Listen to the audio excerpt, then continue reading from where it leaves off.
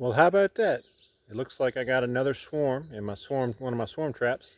This one's on the farm.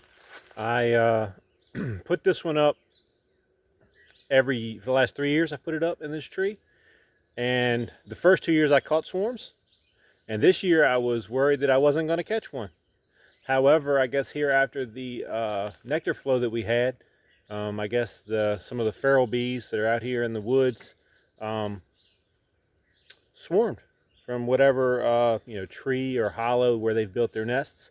And so up here you can see this box is just like the one that I had at Jeff's house where we caught a swarm. And so that's pretty exciting.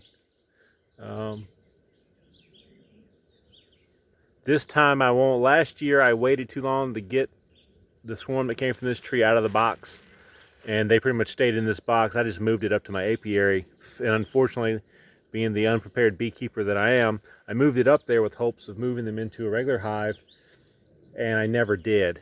And I think this box didn't have good enough ventilation during the winter months, and unfortunately I think the combination of moisture and cold weather did the bees in midway through the winter.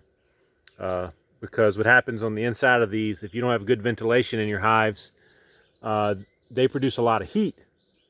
And so there's also moisture of them consuming honey and things like that during the winter when they're in the box all the time. And it can create condensation and moisture inside the box, along with possibly, moisture seeping in through the bottom, because these aren't meant to be sitting on anything. They're to be hung in trees, so the bottom isn't as tight as it probably needs to be.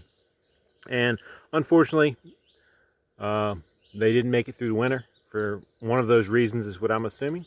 However, I'll make sure this year I do a little bit better. So I'll make another video of me taking this swarm trap down. But another box of free bees.